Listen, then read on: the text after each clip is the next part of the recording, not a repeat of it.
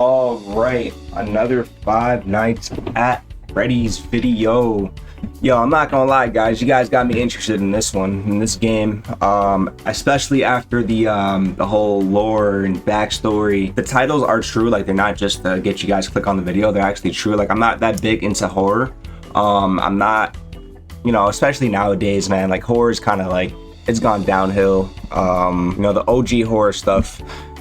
Those things I respect a little bit more than, you know, what the modern day has to offer. But this game is, you know, thought has gone into it. You can tell that the creators are very passionate and they want to put effort into this game, and it's something that they truly believe in. God damn, my bad. So yeah, it's definitely piqued my interest and I want to get into it a little bit more. So yeah, you guys recommended this video. It's called the Five Nights at Freddy's Ultimate Timeline. So yeah, let's see what this is about. Today we end the torment. 19 books, 11 games, Make sure. 8 whole years, Damn. all leading to this moment. The ultimate Fnaf 8 years is a long time. Finally complete. The pieces are in place for us. Now all we have to do is put this story of tragedy, jealousy, and loss back together. Jealousy? Who's jealous? Welcome to Game Theory, the show that feels like a kid revealing the class project that he's been working on all year. Except here, it's the class project that I've been working on for the past decade of my life. This one is big, my friends, and I gotta admit, kind of nervous. I hope this video did well for you, bro. Franchise since 2018, back in the days when Mike was the crying 6 million child, views. Coming back was actually a surprise, and 10 years of work. wasn't a phrase I of tragedy, jealousy, and loss. Good shit, bro. Hello, Internet! Welcome to Game Theory, the show that feels like a kid revealing the class project that he's been working on all year. Except here, it's the class project that I've been working on for the past decade of my life. This one is big, my friends, and I gotta admit, kinda nervous. I haven't attempted a timeline video on this franchise since 2018, back in the days when Mike was the crying child, Afton coming back was actually a surprise, and Fazgoo wasn't a phrase I'd ever thought I'd have to utter. But since the last time I did something like this, we've had 3 more massive games, the death and revival of the Fnaf movie, and more robot kids than you can shake a staff bot at. It is exhausting trying to keep track of this whole franchise, which honestly is why I'm here today. Yeah, it started to get crazy later on. Complicated. It is full of speculation and theory, so to hopefully make it a little... So, like, everybody's been saying that this shit is super complicated. It's, you know, it's a little confusing to understand. Moving forward, I don't want you guys to get upset if I miss something or if I don't understand something, so just bear with me. I'm sure you guys can, you know, cut me some slack, because even you guys have said that this is, you know, pretty confusing. To give us all a baseline to talk about this franchise moving forward into the future, it's time to reveal my current working Fnaf timeline. But just before I do, I just want to explain a couple of things. First, this timeline is massive. Seriously, it is huge. This thing towers over any video project we have ever done on the channel. But even anime? The totality of this franchise, the story of Fnaf really boils down to the story of one man, William Afton. His successes, his failures, his rise to becoming co-owner of one of the most successful restaurant franchises in the world, and his eventual fall to the monsters he helped to create, only to then be reborn in a new digital form later. This whole thing I understood. I understood his, you know, situation. Came into being, the Afton era, William's decades-long murder spree, and post-Purple Guy. Basically modern Fnaf. Everything that happens after the pizzeria simulator fire. And because there are lots of new big revelations in this thing that seemingly come out of nowhere, as well as just points I want to talk about further, I decided... Yeah, like the revelations, I'm assuming he's talking about like the like when his mind, like his conscious was like downloaded and some shit. I'm pretty sure that's what he's talking about, right? Each chunk. I originally wanted it to be one seamless continuous video, but it just felt incomplete without some sort of explanation at the end of each one. Once this whole thing's done, I promise I'm gonna merge all the narrative bits into one massive video so you can just skip my explanations. But for now, this just felt like the best, most satisfying, most complete way to do this. That being said, this is still about the story, the broad strokes of the franchise. So in order to make sure that you guys know that I'm not just pulling answers out of thin air, not only am I discussing some of the more controversial bits at the end of each chunk, we're also putting in a handy little graphic in the bottom left-hand corner of the screen, which will show thumbnails, video titles, books, and any other citations that we need throughout the video. So if you wish to understand understand that specific statement in more detail, you know exactly good where I'm idea. taking it from. That way you can look into those details. It's a good idea. Yourself. So sit back, grab This guy really some puts a popcorn lot of or your thought into his pitchfork, videos. type to get upset when I say something controversial, and make sure As that time you goes on, my subscribe, editing and since whatnot this is going to video get better. that you I already watch made a lot of actively improvements since I started. Dissect. Without any more waiting, I present to you the story of a loving, obsessive father who slowly descended into madness. Along the way, discovered the secret to it. The movie should be interesting, guys.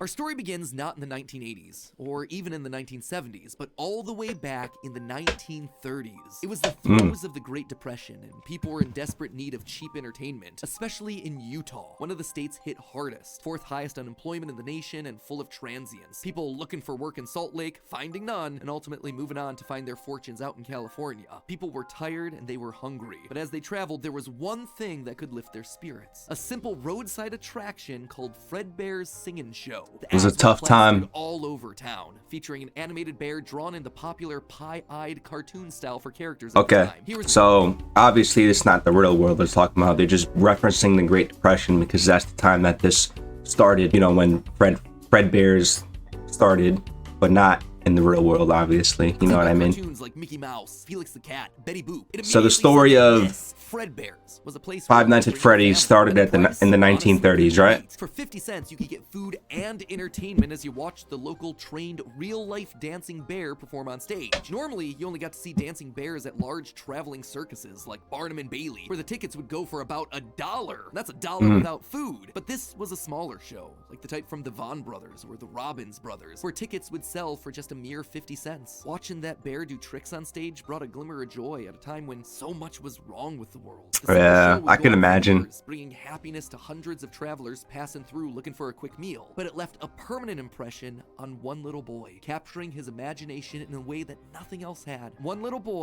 named Billy. That was his nickname at least, but his parents liked to call him William. William Afton. The bear could dance. Future psychopath. For decades, William dreamed of recreating that moment of bringing a musical bear to life, but how? William was smart, without a doubt, and he had a keen mind for business, but he wasn't the most creative. How do you make a singing, dancing bear come to life? The best he could do was using rudimentary costumes. William was inspired by the work of Walt Disney, who throughout the 50s and 60s was pioneering the use of mascot suits throughout his theme park. The big innovation, suits with 5 fingers. This allowed the performers wearing the suits to use their natural arms and hands to interact with the guests, as opposed to the older models where the arms would just hang limply by their sides. Finally, with a simple mascot suit, he would be able to realize his childhood dream. He would be able to bring Fredbear to life. To appeal to the kids, and for copyright reasons, he changed Fredbear from a realistic brown animal to a cartoonish yellow bear with a purple hat and bow tie. But feeling like one character wasn't enough, he added another friend, a yellow rabbit with a purple vest and matching tie. Fredbear's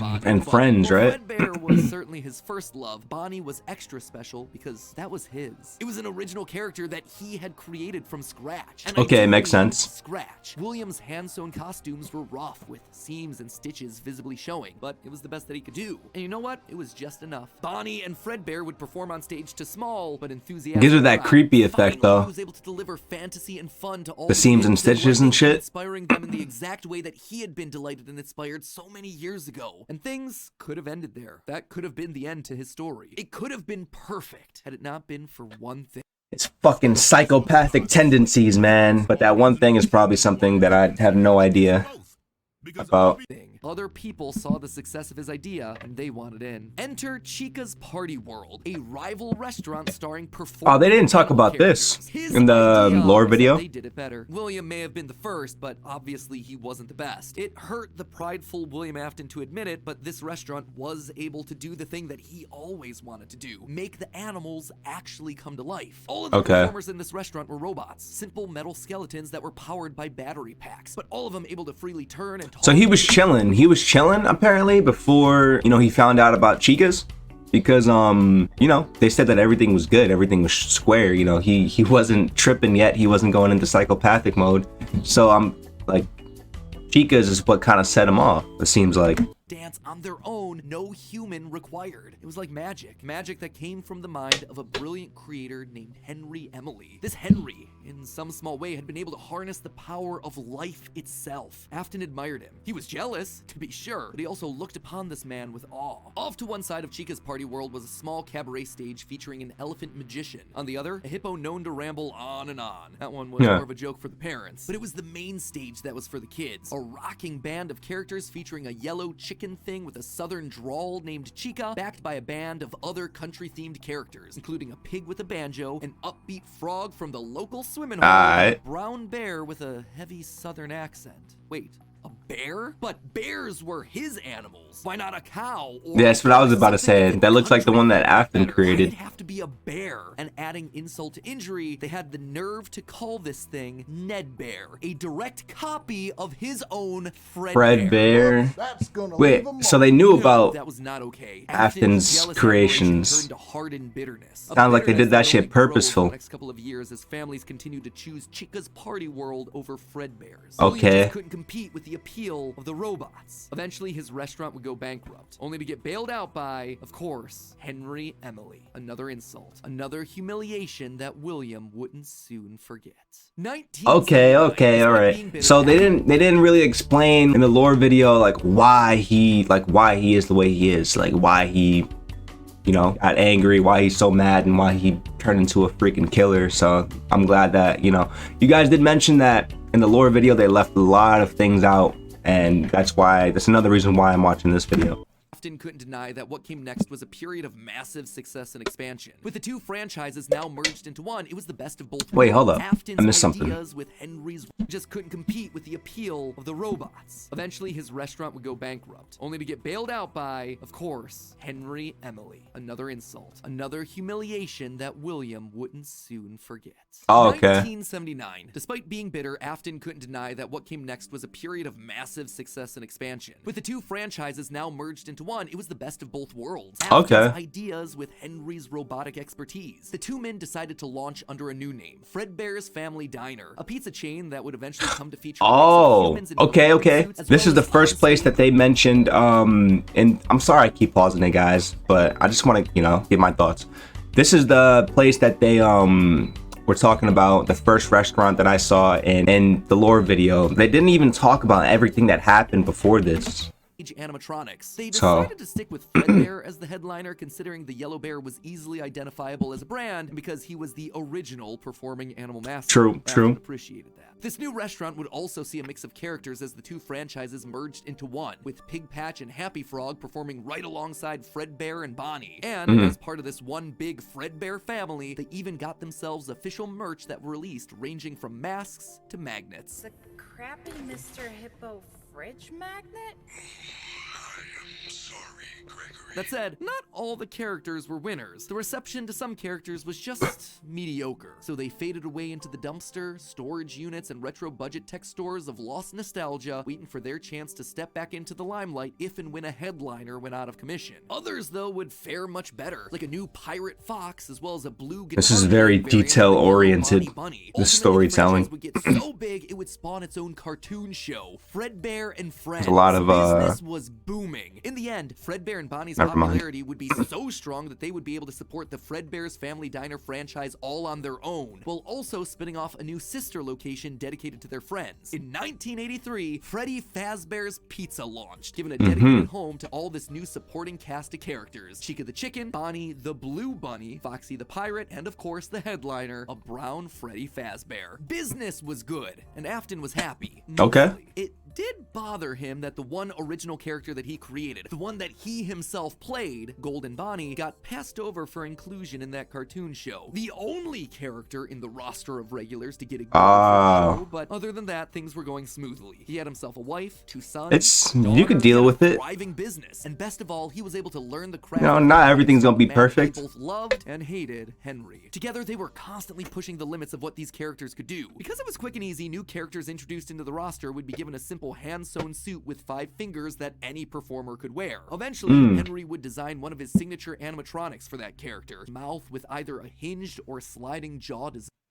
New and existing goddamn ads. This was the first generation of animatronics. But why stop there? Afton had big ideas. What if the animatronics weren't just locked to the stage, but could freely roam the restaurant and interact with the kids? What if his mascot suits could become animatronics? What if you could use more than just rigid metallic skeletons? Why not experiment with tubes and wires that would give the animatronics fluidity and flexibility while still providing structure? The possibilities for this technology were endless. Afton fell in love with robotics. He had started with a dream of bringing one simple singing bear to life, but with robots, he had stumbled across the tools that gave him the ability to control life itself. And thanks to Henry, he was practically So all this shit probably got to his head. And while William wouldn't admit it out loud, one other thing that kept pushing him forward. Some people are just easily, you know, it's easy to get to fuck them and change them and shit. The man who everyone else considered to be a visionary genius. But pride cometh before the fall, and tragedy was about to strike. Okay, so that brings us to the end of part 1 of the story. That said, at the end of each of these chunks, I want to break down some of the logical leaps that I made. Oh, there's still more. Narrative format doesn't give me much of a chance to justify. I'm telling you, I'm interested. And admittedly, there are some large leaps in here. Let's just start off with Fredbear's Singin' Show, shall we? We know, based on the retro poster that was hidden in Security Breach, that at least at one point, Fredbear was an actual bear. And like I called out in that narrative segment, dancing bear shows were a real So it sounds like a lot of people have been saying that they've been trying to piece together the lore and the story, and you know, it sounds and they said that like in the games they don't even talk about the lore, like they don't even mention it. So it sounds like there's Easter eggs and little things that happen within the games, like things like posters on the wall that, you know, you guys spot, like the gamers spot, and you guys try to put together. I think that's very unique and kind of beautiful in a way, you know, for a game and just storytelling in general, if that makes any sense. The only problem is that, timing-wise, none of our main characters would be the people in charge of that business in the 30s and a series of pizza restaurants in the 80s without them just being extremely old. Best case scenario, if Afton's running the Singin' Show when he's 18, that still puts him at nearly 70 when the first pizzeria opens and his murder spree begins. That just doesn't make a lot of logical sense because he doesn't become immortal until his first death in Springtrap. That's why I suspect that Fredbear's Singin' Show was either a family business that Afton then carried on to a new generation, or something. You guys had to figure out a way to explain this whole situation. The Fredbear Singin' Show thing also starts laying the groundwork. I get it, guys. I understand why you guys like this. Fantasy and fun, and that Afton, despite eventually falling to become the heartless serial killer and mad scientist that we know him as, began as someone with good intentions and a love of entertaining kids. That is what it seemed like in the beginning. But then every single time that they mentioned him being jealous and shit. Next up, let's talk about those mascot costumes. One thing that I keep going back to is the design of Glitch Trap. It's a handcrafted suit. You can see the seams and everything. It even has 5 fingers for the performer's hands. It is very much not a Springtrap suit. Yeah. This is something much more rudimentary. It came at a time before animatronics were a part of the story. That's why I suspect that it was actually the first, predating literally everything. It's also a suit that is very personal to Afton. He put his digital consciousness in that form. It's his personal avatar. Yeah. It's the way that he sees himself. There's also a whole separate discussion to be had here about the habits and rituals of serial killers. So the fact that he's choosing to lure kids and kill them in this particular suit actually says a lot about his emotional attachment to it. So while Fredbear seems to have started as someone else's creation, Golden Bonnie was uniquely Williams, giving him a connection. That makes sense. In this whole franchise, only one set of characters have themselves 5 fingers, the Nightmares. Even Golden Freddy, Fredbear was a 5-fingered wearable suit at one point in the story. As really? This shot from the graphic novel. Before he, like everyone else, was turned into an animatronic. This seems to imply that all of the main characters had similar wearable mascot outfits at least at one point in time, and that whoever is having the Fnaf 4 nightmares, if they even are nightmares, something that we'll touch on in part 2, saw those mascot suits specifically. Lastly, we have to talk about the elephant in the room. The literal elephant, Orville Elephant, as well as the rest of the mediocre melodies. For a while now, I've suspected that the mediocre melodies played a much more important role in the story than just being a bunch more animatronics to fill out the roster. Yeah. Especially Ned Bear, which is just so suspiciously close to Fredbear. And yet, there are 2 key details that we're gonna have to justify with any mediocre melodies mention. One, again, guys, if I'm quiet, I'm trying to follow along because this is very, like, complicated.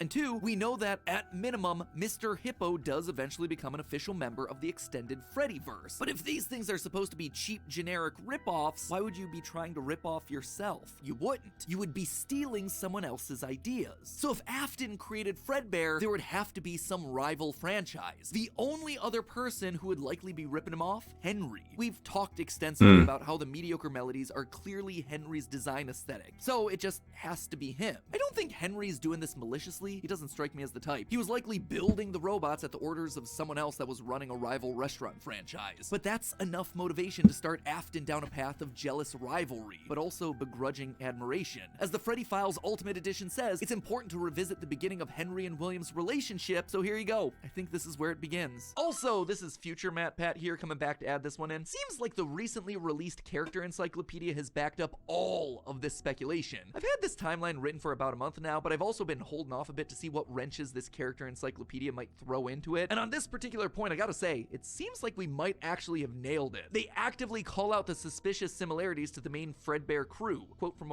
The future is threatened. Man, this shit is so fucking like, you really gotta Unimaginable. pay attention.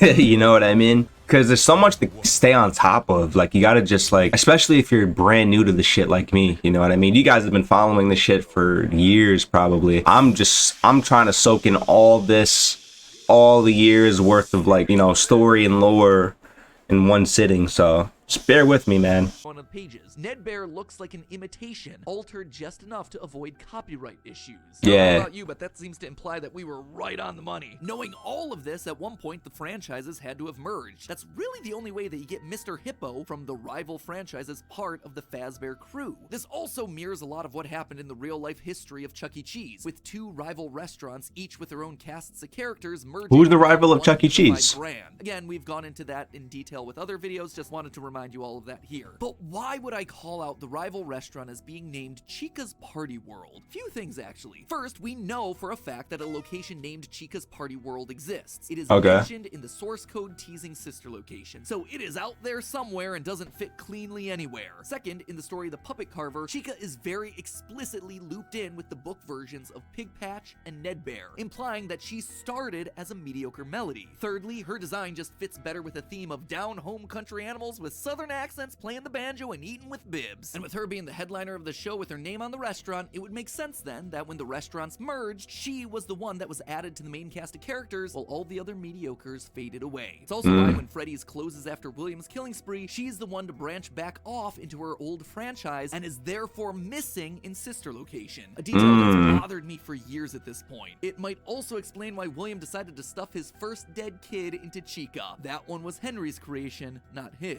Is all of this a big leap? Yeah. Is it connecting a lot of dots that are very spread out across the franchise that I've been holding on in the back of my mind for years? Absolutely. But I think it makes sense. It also serves as a clean answer to a lot of the random threads that Scott's been See that? I can see all this being a possible, so with very all of that in mind, my friends, we can big close the book possibilities. on the foundation of Freddy's. And don't worry, next week I'll be back to give you right. arguably one of the most confusing parts of this entire Oh, it's not over yet. Part 2, the Afton era. I promise it will actually be next I week. will be doing part 2, guys. I am just as eager to get this one out the door as you are to watch it. I promise. You know what else I promise? I promise that we'll actually get to talking about the games. Damn, they had books. I didn't even know all this. Graphic novels. Diner game they want to make so badly. I didn't like. What I would love to do is get kind of back to. I have no clue if we'll ever be able to do this, but getting back to kind of like the origin of like Fazbear Entertainment. Is this Scott Cawthon? Of Freddy Fazbear. But in the meantime, while we wait for that inevitably cryptic game, I hope that this start to the timeline helps to fill in some of those gaps. I'm excited to share part 2 with you next week. If you haven't subscribed and rang the bell, make